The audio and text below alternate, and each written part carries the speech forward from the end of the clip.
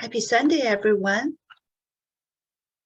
So welcome to Beyond Academy College Planning webinar. Today's topic is preparation for college application. So we will begin shortly. So while we are waiting for more audience to join us, we'll play a short video. That is what we have done in the past. Just click to next page.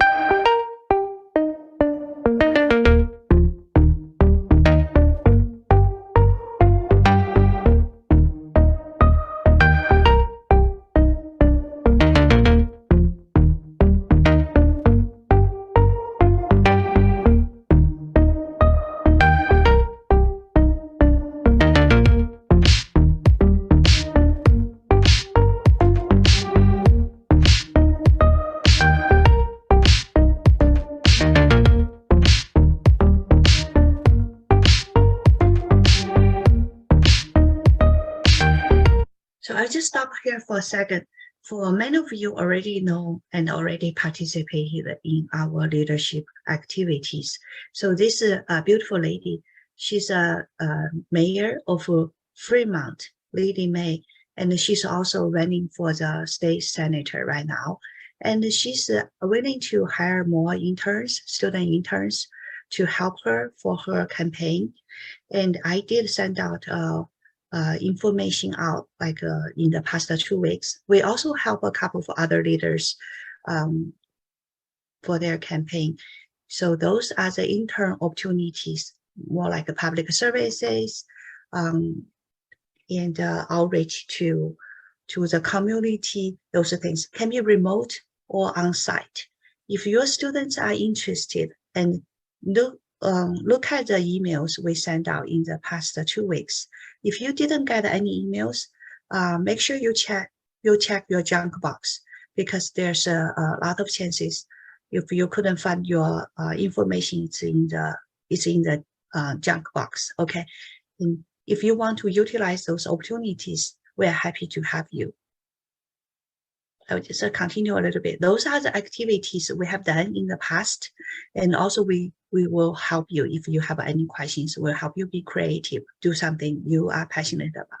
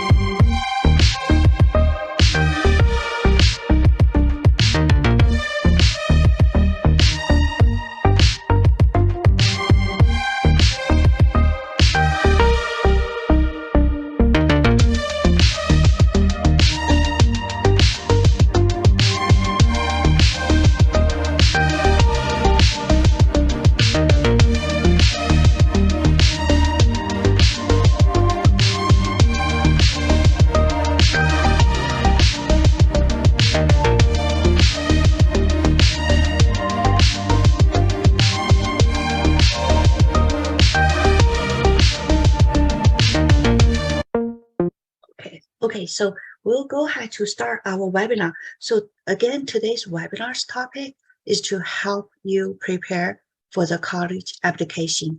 If you are not senior this year, you just hear those information, and then that's going to help you to prepare to get that in mind when you are doing your other work.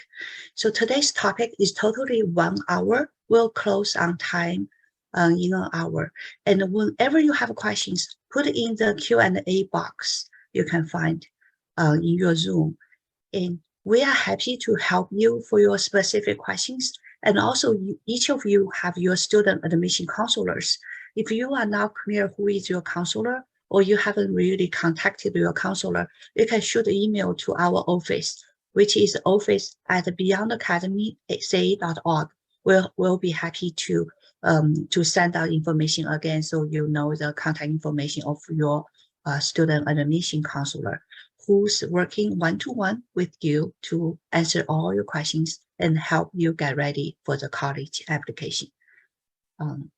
So we'll go ahead to do another thing. So hopefully everybody already know me. My name is Sherry Hu, and I've been the founder and also the college funding expert for the college planning organization services we are doing here. So we have the lot of families. Every year we have hundreds of families in our program, and we also help students to prepare for the college and also help them to save money. And many people also know me as a city council member of the city I am right now. So that's one of the connections. I can help all the students to find public services, volunteer opportunities. And today we will have a Miss Pam here.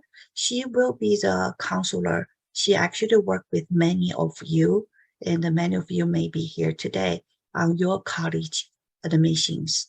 And she will talk about in detail a lot of information in a little bit. But before we start, we want to tell you she is a professional counselor. That's her daytime job. She's doing very well. She graduated from Johns Hopkins University. That's a quite elite college, and we are so honored to have her with us.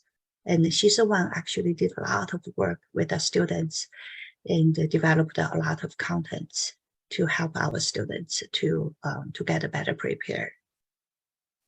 And a lot of you already heard of our nonprofit organization. So we do have two different organizations. One is for the college planning, that's a for-profit, another is for the nonprofit. And so our nonprofit organization can help you get your public services, leadership, those things going on. This is going so quick, but I didn't do anything. But with that said, we do help our students who have a lot of volunteer hours to apply for the Presidential Services Award. So this is quite an honor for our students to receive Presidential Services Award. With that said, we'll give out 3 awards for this year. And one of the students, her name is Caroline Wang. Congratulations, Caroline. Are you there? Let me find out, Caroline. I want Caroline to be prepared so you can talk, okay? I promote you to the panelist. So we want to hear from you. Just accept that you'll be able to talk. And we will have 2 other students prepared to talk if you can. So Caroline, are you there? Hi, yeah, can you hear me? Yes, can you turn on your video too? I don't think I have the option to do that. It only has the mute button. Mute button. Let me see if I can invite you for the remove permission to remote chat. Oh, maybe you have to come in as a panelist. I promote you to the panelist. Can you find that? I think you have to click accept button.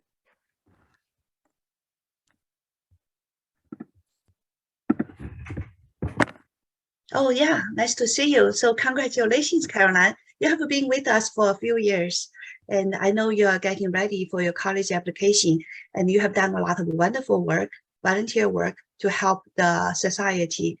And congratulations for receiving the Presidential Services Award. It's a gold, it's the highest award we giving. So congratulations again, and we would like to hear from you a few words. Hi, yeah, thank you so much. So I guess for the Presidential Volunteer Service Award, what I've done is basically one thing that I did was I was a part of an organization called Teens Against E-Waste, which aims to clean up e-waste. One of the main initiatives is that they're trying to help recycle batteries. So batteries are actually very harmful to the environment, and a lot of people have a lot of used batteries that they don't know what to do with it. So the organization helps to set up battery collection stations for people around all over the world to donate their used batteries so that we can take them to recycle. And then the other thing that I did was called Arts and Crafts for Giving, which we created a lot of crafts out of recycled materials such as old plastic bottles or snack containers, and then we turn them into crafts such as vases and things like that.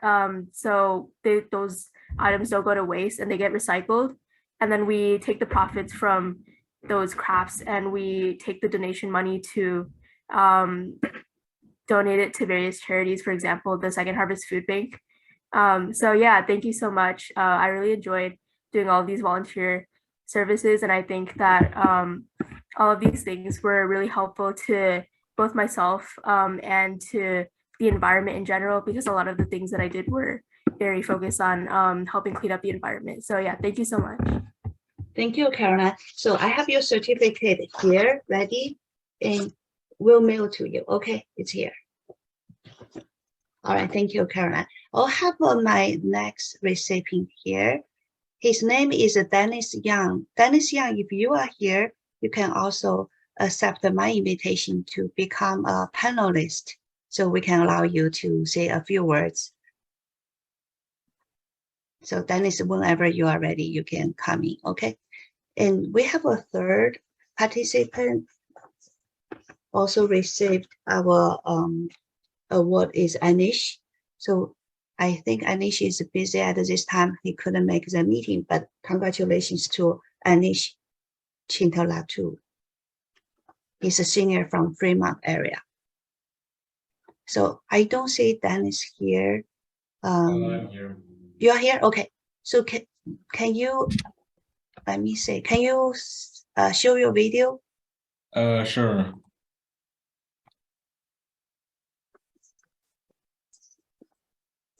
Can you see me? No, not yet. Let me see. Where are you? Oh, yes, I see you, Dennis. Congratulations, Dennis. We're so proud of you. So you also received the highest level for the Presidential Services Award, a gold award. So can you share a little bit with us which grade you are and what kind of services that you have done and which area you are from? All right, so I'm a junior right now at Doherty Valley High. I'm in Sarah, obviously. And some of the work I've been doing a lot of gardening work at like in, I think it's Pleasanton. Yeah, well, not Pleasanton, sorry. And Concord, there's a garden there. Like they have a bunch of like endangered butterfly species. So I just did a lot of work there, helping them like garden like weeds and like do compost. We were like also building this wall to keep people out from like vandalizing the park. So yeah, that was a lot of fun. And I also been doing some stuff at Able, like handing out flyers, informing people about like pollution about the ocean. That's from like Able Ocean. And yeah, I've been just doing a lot of stuff like that. And I just also want to get out some advice for some people. So like, I know volunteering is pretty hard.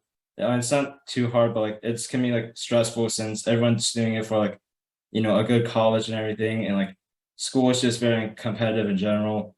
So like my advice is just when you're volunteering, don't force it, because like volunteering isn't just about hours. It can also just be like having fun and like taking a break from school and like SATs and everything. So just like remember that life isn't just about like getting volunteer hours or like getting a good job. It's also about being happy and enjoying like what you have.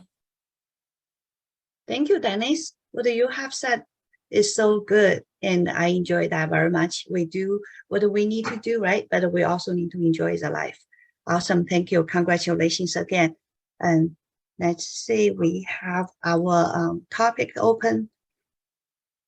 So want to share one code before we go to the session. This goes so quickly today. I don't know why. The best way to find yourself is to lose yourself in the services of others. Share this code from Gandhi with you. So with that said, we have Miss Pam here, who's going to give us a talk on how to prepare for the college. Miss Pan, please. Hi, everyone. Thanks for joining us. We are going to be going over an overview of preparing for college application season. It's about to be a busy time of year for those of you who are seniors. So today we'll be talking about finalizing your college list, understanding deadlines, which is very important, and a few preparation tasks and action steps that you should be thinking about or taking action on now. So communicating with your school counselors, letters of recommendation, brag sheets, and essays. So finding your college fit, very important. If you have not already finalized your college list, that is something that you want to be focusing on right now. The categories that you really want to make sure that your needs are met are your academic needs, so like your major, and making sure that you're applying to a variety of schools that you can get into, or that you feel that your application is well-rounded enough to be considered. The social and cultural pieces, so what the student body is like, the community, organizations that you might want to be a part of, location, is it close enough to home, far enough from home, and then of course the financial components as well. So as you narrow down your list, you want to consider some specific questions. So is this a 4-year school, 2-year school? Is it important for you to be going to a public school or private? You can go to the next one. Again, how close do you want to be? The size of the school, the feel and size of the campus. Some schools might have a large student body, but a smaller campus feel. Again, the cost. You can go to the next one. Majors, if you are unsure of what your major is going to be, then, you know, is this a school that has a wide variety of majors available? Or if you already know what you wanted to major in, making sure that they have that program. Learning environment, so class sizes, the student to teacher ratio. And one thing that I like to remind students is, you know, brand name colleges are great, but it's important that the college that you choose meets all of your needs. You have to live there, you have to learn there, you have to be happy there. So just remembering that it's important to be in touch with your values during this process. So a good question is, how many schools am I supposed to be applying to? You want to be applying, the magic number is about 10 schools. Of course, if you have a really fruitful list, the more the merrier. You want to definitely make sure that you have at least 3 target or safety schools, meaning that the chances of your acceptance are 61% or higher based on, you know, how you look on paper, your GPA, and things like that. Possibilities, which is like a medium chance, and then reach schools, and 1 wild card. We want to make sure that the variety of colleges that you have on your list are all within reach, just depending on what their admissions is looking like this year. You can look up the statistics on what the average student GPA is, what the average test score is, if you're choosing to submit test scores on College Board's website, so that you can kind of have a better understanding of where you're identifying these schools in these categories. So it's important that you are in tune with what your GPA is. If you're choosing to take the SAT, ACT, having an understanding of how that will benefit your application process, the letters of recommendation, and all those other pieces of the application process. But it's also important for them to see who you are as a whole, well-rounded person.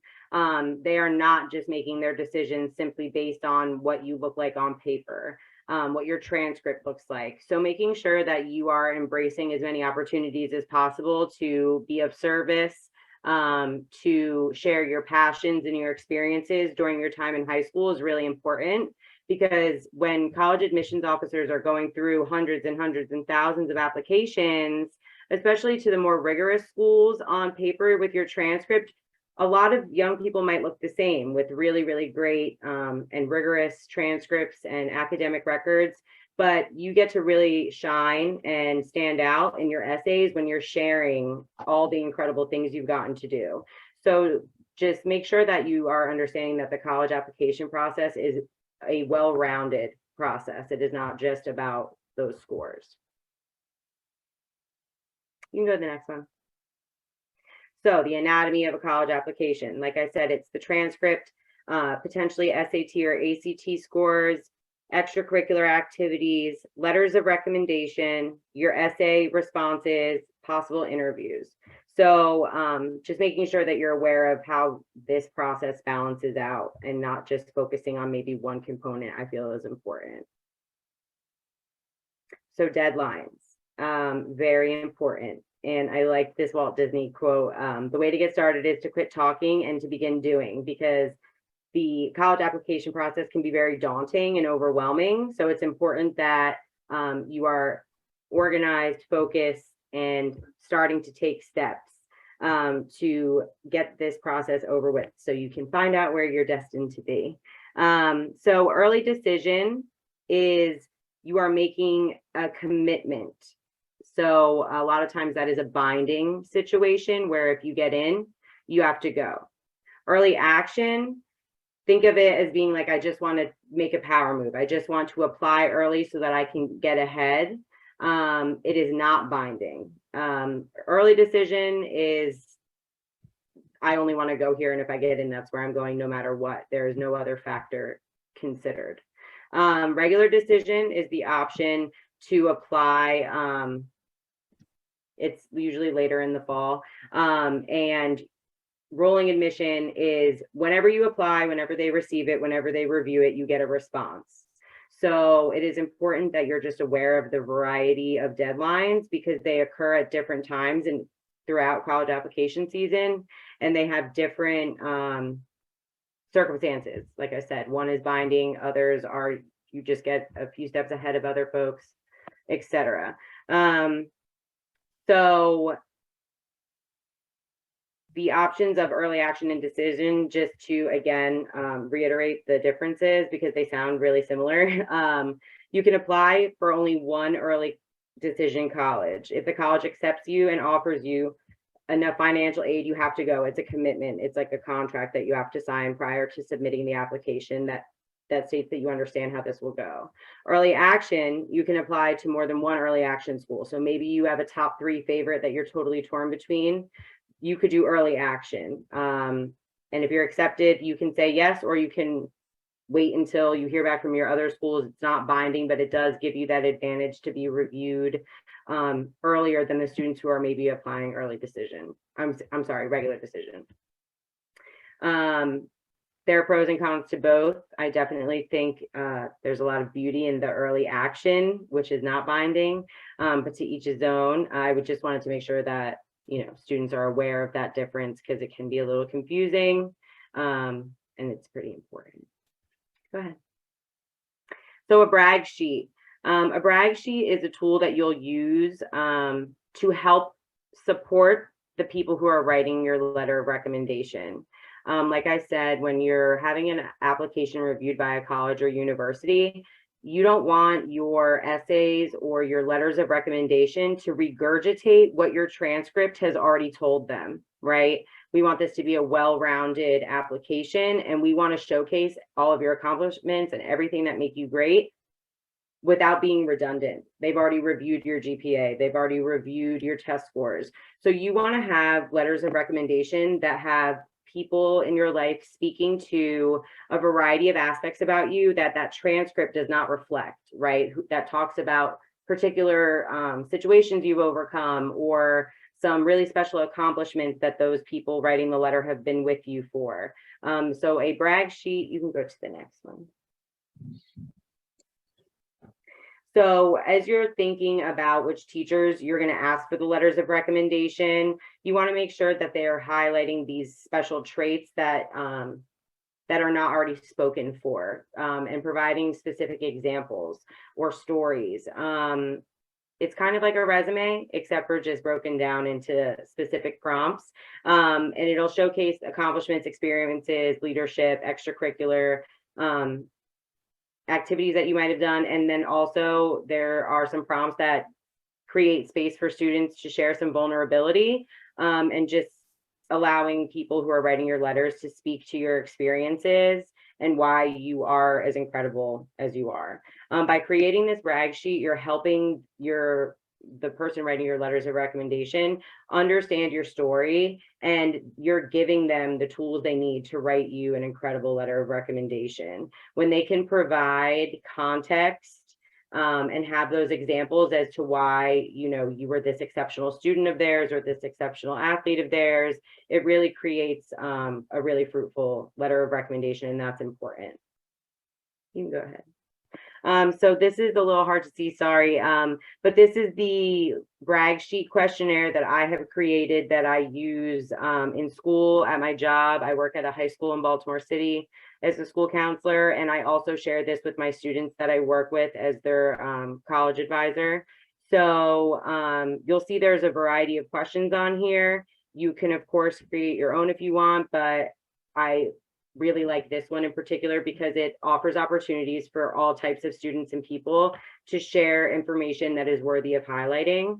The more you share, the more content you're giving these people to use to write you a letter that really allows you to shine and outshine the other applicants. So this is something that's really helpful, and this is available if you reach out to Dr. Sherry, or if you're my student, me, to use. Yeah, thank you, Ms. Pam. So this is a situation like we do have a lot of things we're trying to cram into today's webinar. So all the recordings will be online. You can watch again and again, and also be a little bit creative, because, for example, Ms. Pam did prepare the YouTube thing, but we don't have time to play. But you just Google on the YouTube the title, you should be able to find it, right? So those are the things I want you to spend some research, and those things as well. Although this is small, when you rewatch that, you can take picture, you can, you can stop that, you can try to do this, and your counselor will always be able to help you. And we are here for you too. And you can send an email if you want specific things, we'll send to you. Thank you, Ms. Pam. Let's go ahead. Okay, so some letter of recommendation etiquette that I think is important. So you want to ask the educator that you plan on asking, or the coach, in person initially. You want to ask if they'd be able and willing, right? And then when they say yes because they love you, you're going to hand them this brag sheet that you already showed up with totally prepared. And that will provide them with the information that they need to write you a really wonderful letter. It's really important to remember that people who are writing your letters of recommendation, they either have, practices to coach after school, or they have grading to do. So we can't expect them to have, a 4-day turnaround time. So you want to be mindful of your deadlines. Again, those deadlines we just went over. Not every school has the same deadline, and some are earlier than others. So you want to be really mindful of the fact that they're going to take the time to write this for you, and you need to give them a generous window of time to do that before your deadline is due. You want to make sure that you share that deadline with them. And then, of course, since you asked in person, you should follow up with an email that just thanks them and, remind them of that deadline. And then, if need be, you can follow up with them a week or so before the deadline just to check in. So each college or university may require a different number of letters of recommendation, or they might be open to receiving more than others. So you want to check your college's website to make sure that you have an understanding of how many letters you need and what types. Usually, they always receive a letter from a school counselor. So you want to make sure that you're connecting with your school counselor, even if your school counselor isn't necessarily someone that you really know well or have talked to often. Senior year is the time. Absolutely. A lot of times schools will ask for 1 or 2 teacher letters of recommendation. You don't ever want to try and oversend. If they say only 1, only send 1. Because you don't want that to look bad, like you can't follow directions kind of thing. So you want to just be mindful of that in submitting requests for letters of recommendation. And then coaches and club advisors are also a really great idea, because they get to see you in a totally different light. They get to see all of your leadership skills and your level of commitment outside of a classroom. So if you have additional types of people in your life in school that you could have a variety of perspectives of you, I highly encourage that. Again, we're aiming to have the most well-rounded application. So a variety of perspectives and contexts is definitely appreciated. All right, next. Yeah, thank you. So these videos are from Get Schooled, and that is a resource that I really like. They have videos and like almost like blog style articles to read about what their videos review. So if you wanted to look up these videos another time, I definitely encourage you. They're not really long videos. They're quick, sweet, to the point, and I find them to be very helpful and useful. So writing a college essay and personal statement. So this is probably the one part of a college application process that students like to put off because it can be daunting. But I like to make it as palatable as possible. So one thing that I really encourage students to do first and foremost is to really think about and identify their values, right? A lot of times it becomes hard to write about ourselves or answer prompts that are inquiring about a personal experience and things like that. If we don't have the vocabulary to use where we feel like we can get our message across, and feelings, words, and values are definitely things that we don't really spend a lot of time trying to build up that language and vocabulary. So doing some values list activities or exercises I find really helpful because these are the words that are going to really make the readers of your essays connect to what you're saying and to like feel where you're going with it. So, you know, just becoming more comfortable with using language like that so that you can have a really authentic, unique, vulnerable and transparent essay response, I think is really helpful. So starting there. You also want to make sure that you aren't losing your mind out the gate trying to meet a word count. The students I work with, I highly encourage doing multiple drafts and just starting by answering the question. Don't worry about the word count. And then you can open a new draft and take the pieces of it that you love, that you really feel like you are going somewhere with it. So everyone has a different writing style. If that doesn't work for you and you prefer to, you know, just pay attention to the word count from the beginning, that's wonderful as well. But just challenge yourself to think outside of the box and remember that they don't get to talk to you when they're reviewing your applications. So being the, you know, most authentic version of you in these responses is really going to take you a long way, and it's going to help you stand out. So I encourage you all to definitely take some time to identify your values. I think that is a very helpful part of writing your essays. So in answering these prompts, you want to understand the purpose. Your college essay is going to be used for them to see where you stand out and what you have to offer and what you bring to the table, right? So sometimes if you're doing Common App, that makes it easy, right? Because you get to pick a prompt and you can just send it to all the schools. But not everyone uses that same process.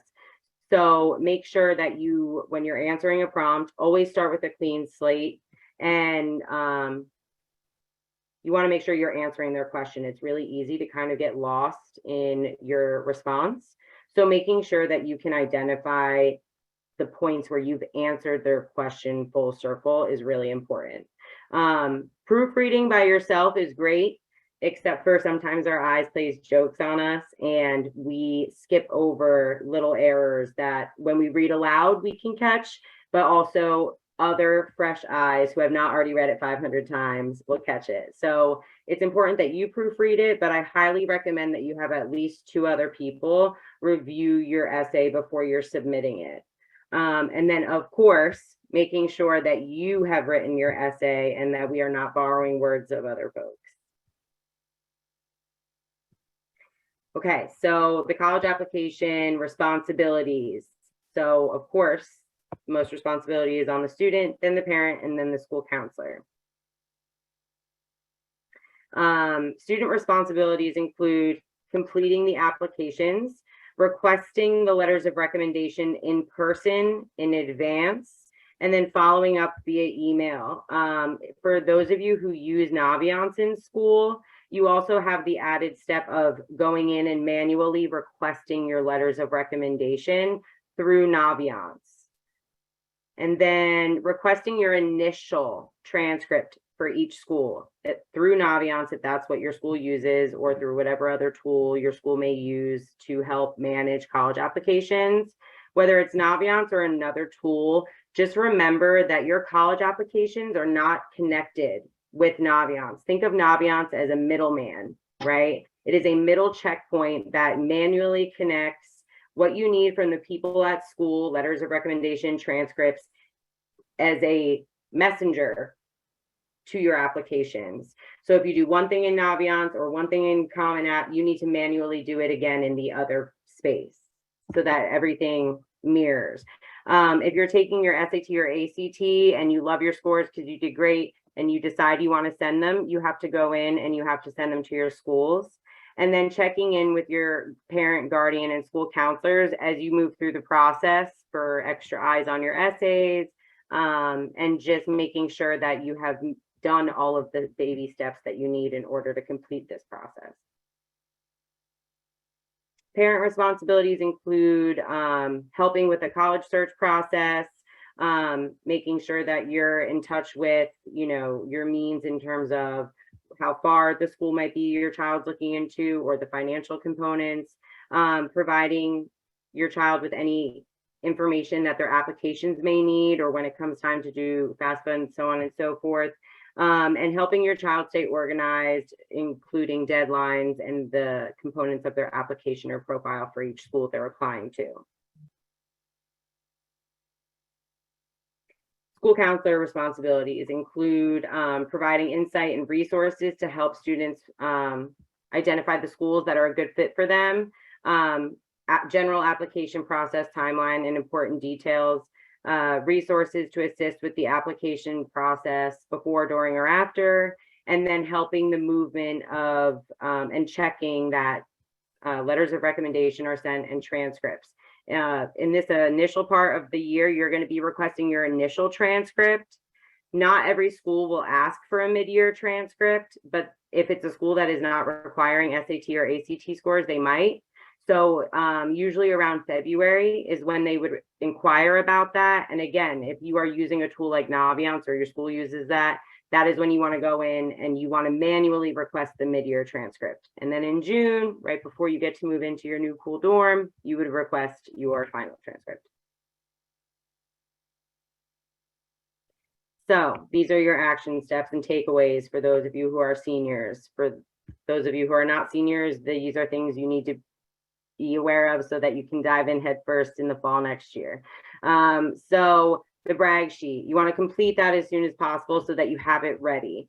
It's a lot easier to hand out to people and not panic over when you've already had that completed. Making sure that you're giving that to everyone who's writing you a letter of recommendation, including your school counselor. Crafting your college list. So as you approach senior year, you might have a list of 20 schools that sound cool and you visited and it looks nice. You want to review that list and you want to trim that down realistically to the schools that you actually want to apply to because you want to go there or you potentially want to go there. By the fall of senior year, you want that list to be concrete with at least 10 schools. And again, if your school uses Naviance or a tool like that, you want to make sure that those schools are added to the list of schools you're applying to, so that your school counselor can see. And that you can also edit deadlines and stuff in there, which is really important. And then keeping your college essays in mind.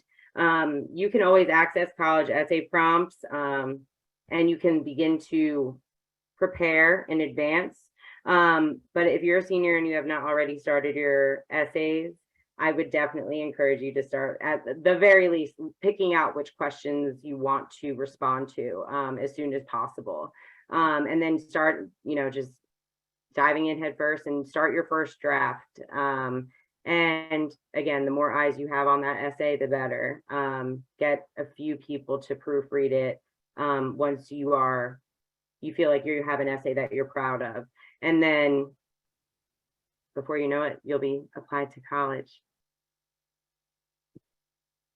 And that's it. Thank you. Thank you, Ms. Pam. that's a lot of great information there. And we are really grateful that Ms. Pam spent time and put all the resources in one place for us. Let's give a round of applause. You can do virtually. And with that said, we still have like 10 minutes left, and we're happy to take questions. So for whoever you have questions, put in the Q&A. And if you want to speak up, you can raise your hand or send to Q&A. I can allow you to speak. Okay, so let's have a first question here. So is a school counselor our individual student counselor, or can it be the school, college, career counselor? Okay, so Viola Xie is asking question like when you, Ms. Pam, you talk about school counselors, do you mean the school counselors inside of their public schools, or it's a combination of our, like Ms. Pam, yourself, and other counselors we provide together to do the work? Okay, so Fiona, I'm not sure what part of the school counselor, I guess, that came up in the presentation, but if you're referring to the school counselor who writes your letter of rec or sends the transcripts and things like that, I know at my school, it's the individual school counselor, but I would ask, because if you have a better rapport or a closer relationship with and have been working more with your school's college and career counselor, and they can write your letter of recommendation, then, sure, ask them to do it. I think that the duties and roles and expectations of the college counselor at each school is different, so I would ask. And then in terms of the advisors like us, like myself through Beyond Academy, we can help with the reviewing of the essays and all that fun stuff. But the transcripts and letters of recommendation are going to come from folks inside of your school building. Yeah, thank you, Ms. Pam. So let me just kind of summarize a little bit. So the school counselor, especially most of our students here, you are in a public school. So each of you will have a counselor, and normally it's depending on your last name. Okay, and you have that counselor with you. So that counselor will be the one provide a letter of recommendation. So because this counselor, she knows your high school, so she knows what's the rank or what's the transcript, like what's the grades of your children. So she'll talk about from that perspective. For example, like my daughter, she's in Dublin High School, and she took like how many APs, and that's a pretty rare, or she's a one of the top students of her school. They will include those kind of information there. That's a school counselor's work. And our counselor, like Ms. Pam and other counselors we provide, Beyond Academy we will help you understand how to do the college applications, help you review your applications, essays, and help from this perspective. Hopefully that's clear to you. Let's answer second question here. Could you elaborate more on what could be a good example of a great teacher's recommendation? Absolutely. So for example, if you were a student who really struggled with math, and because you struggled with it, you did not like math, but your sophomore year, you had this really, really wonderful lady as your teacher. She made math fun, and you started out the year not doing so hot because you had a bad taste in your mouth about math, but then working with this particular teacher, you really, really excelled in math, and it ended up becoming a subject that you love and you're great at. That teacher would be able to write you a letter of recommendation that speaks to your ability to persevere, overcome challenges, your commitment to trying to better yourself. So that would be a teacher and an experience where they can also speak to so many wonderful character traits about you, right? So you want to be asking people to write you letters of recommendation where you had, if possible, good experiences with them, right? And not everyone has, you know, an underdog story like that, of course. But do you have a teacher where you would participate more in their class than other classes because of the classroom environment they provided you with? Or a coach who really helped you learn to balance a student athlete and scholar schedule, right? Finding that balance. So any kind of teacher who can speak to an experience with you or watching you with an experience, and then in turn highlight really, really incredible qualities about you and speak to how wonderful you are. That is what I would say would be a good or a great teacher recommendation. You want those, if possible, to be the closer relationships you have. And if you're not feeling like you're necessarily super close with any one teacher, that's of course so fine. That's why we do the letter of recommendation brag sheet. That allows you to have the opportunity to provide them with some more details about you that they can write and, you know, add to their letters of recommendation for you. Thank you, Ms. Pam. So that answered all our questions now. And for parents or students, if you have more questions, please write in your Q&A box. And also you can raise your hand and we're happy to bring you to the room so you can talk as well. And Ms. Pam, just one question I heard from other parents. When is the time to ask for the letter of recommendation? So if the student is a junior this year, I encourage students to ask at the end of the school year, because there might be some teachers who prefer or will only write letters of recommendation over summer. That just depends on the person. Some teachers might say, remind me when we get back to school in the fall. But it is a good thing if you can to give them that advance so they can choose to do it over summer or not. But if you're a senior, I would think about it now and ask as soon as possible. Okay, thank you. And another question for letter of recommendation is some students, they did an intern job and also they did some research. They have their own, like a boss who's supervising their jobs. Can they ask a letter of recommendation from their outside like a intern supervisor? So I think that is a question that they might need to follow up with their school counselor about. I know at my previous school, we could not add anyone outside of our school's network to Naviance. And so we could not send the request link to them. And it was all filtered through Naviance. But if your school has a way of doing that, wonderful. One way that I found around that, I had a student who was the student representative of the Board of Ed. And so the superintendent wrote his letter of recommendation. So as the school counselor, I just emailed it directly to all the schools. So that's awesome. That's a good yeah, idea. so I think there's a way around it. You might have to ask your school counselor to do that. Don't tell them I said it, but you know, I do think that there is a way around it. But again, you don't want to oversend too many letters. So pay attention to the number of letters each school wants, and keep that in mind if you are going to have your school counselor email them directly or add them in. Okay, thank you, Ms. Pam. So I thought about another question. Our parents also asked me is, as you know, like for our California students, we all like University of California's UCs, and there's 13 different UCs, and they just require one set of applications.